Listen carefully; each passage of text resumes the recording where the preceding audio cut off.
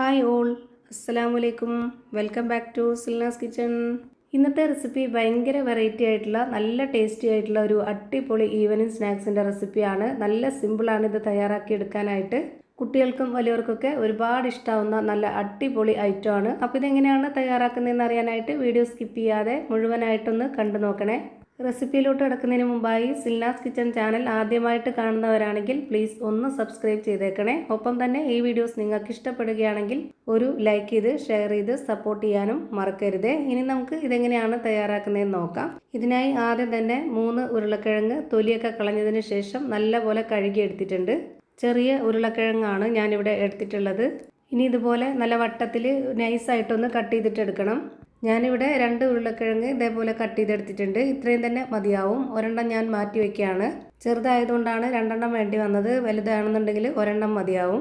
ഇനി ഇത് കട്ട് ചെയ്തെടുത്തതെല്ലാം ഒരു പാത്രത്തിലേക്ക് മാറ്റുന്നുണ്ട്. ഇനി നമുക്ക് ഈ ഒരു കിഴങ്ങിന് ആവശ്യമായിട്ടുള്ള ഉപ്പിട്ട് കൊടുക്കാം. പിന്നെ വേണ്ടത് ഇതിലേക്ക് എരിവിന് ആവശ്യമായിട്ടുള്ള മുളക് പൊടിയാണ്. ഒരു 1/4 സ്പൂൺ അളവിലാണ് ഇട്ട് കൊടുക്കുന്നത്. അത് ഓരോരുത്തർക്കും എരിവിനനുസരിച്ചിട്ട് ഇട്ട് കൊടുക്കാവുന്നതാണ്. ഇനി ഇത് ഉരുളക്കിഴങ്ങിൽ നന്നായിട്ടൊന്ന് തേച്ച് പിടിപ്പിക്കാം.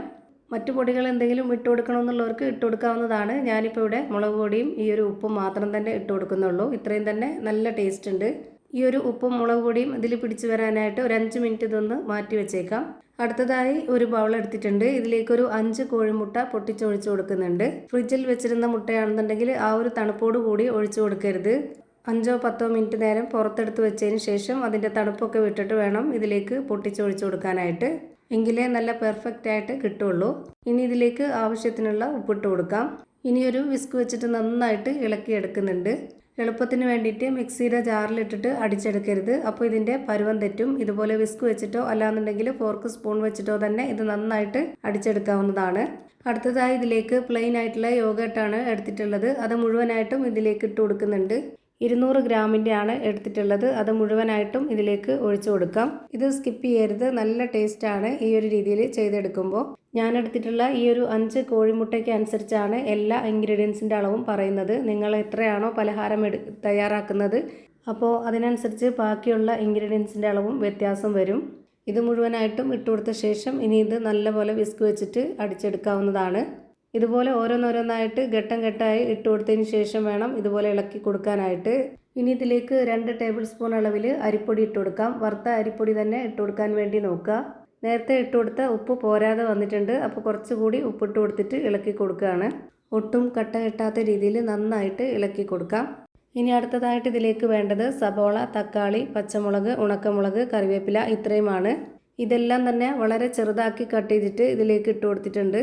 എന്നാൽ മാത്രമേ നമ്മൾ ഉദ്ദേശിച്ച ആ ഒരു പരുവത്തിലും ടേസ്റ്റിലും ഒക്കെ ഇത് കിട്ടുള്ളൂ.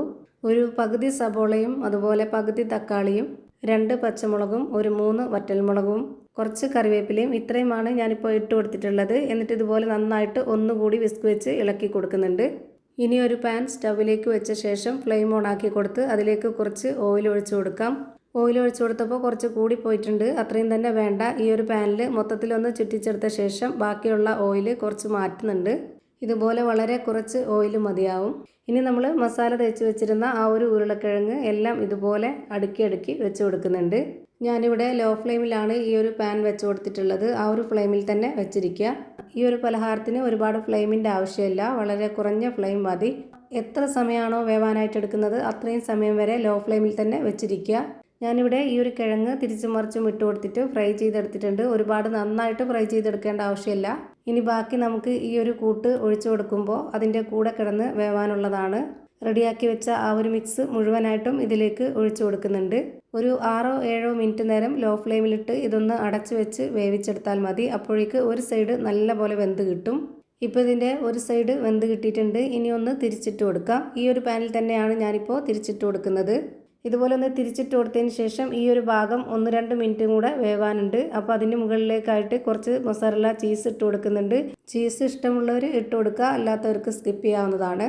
പക്ഷേങ്കിൽ ഇതിൻ്റെ ഒരു പ്രത്യേക ടേസ്റ്റും ഒരു വെറൈറ്റിയും എന്ന് പറയുന്നത് ഈ യോഗട്ടും ഈ ഒരു ചീസൊക്കെ വരുന്നതാണ്. ഭയങ്കര സിമ്പിളായിട്ട് പെട്ടെന്നൊരു ഗസ്റ്റൊക്കെ വരുന്ന സമയത്ത് നമുക്ക് തയ്യാറാക്കി കൊടുക്കാൻ പറ്റുന്ന ഒരു അടിപൊളി ഐറ്റമാണ്. കുട്ടികൾക്കൊക്കെ ഒരുപാട് ഇഷ്ടമാവുന്ന ഒരു ഐറ്റമാണ്. ഇനി ഇതിൻ്റെ മുകളിലേക്കായിട്ട് കുറച്ച് പച്ചമുളകും ഉണക്കമുളകും കറിവേപ്പിലയും കട്ട് ചെയ്തത് ഇട്ട് കൊടുക്കുന്നുണ്ട്. ചെറുതായിട്ട് പൊടി പൊടിയായിട്ട് അരിഞ്ഞാണ് ഇതിലേക്ക് ഇട്ട് കൊടുക്കുന്നത്. കാണാനൊരു ഭംഗിക്ക് വേണ്ടിയിട്ടാണ്. ഒരു 2-3 മിനിറ്റ് നേരം ലോ ഫ്ലെയിമിൽ വെച്ചിരുന്നാൽ മതി. അപ്പോൾ ഇതിൻ്റെ 2 സൈഡും ഒരുപോലെ ഇപ്പോൾ വെന്ത് കിട്ടിയിട്ടുണ്ട്. ഇനി നമുക്കിത് ചൂടോട് കൂടിയോ ചൂടാറിയോ എങ്ങനെ വേണമെങ്കിലും കഴിക്കാവുന്നതാണ്. നല്ല ടേസ്റ്റി ആയിട്ടുള്ള ഒരു അടിപൊളി പലഹാരമാണ്. നമുക്ക് ഇഷ്ടമുള്ള ഏത് ഷേപ്പിൽ വേണമെങ്കിലും കട്ട് ചെയ്തെടുത്ത് കഴിക്കാവുന്നതാണ്. ഭയങ്കര സോഫ്റ്റ് ആയിട്ടുള്ള പഞ്ഞ് പോലെ ഒരു അടിപൊളി പലഹാരമാണ്.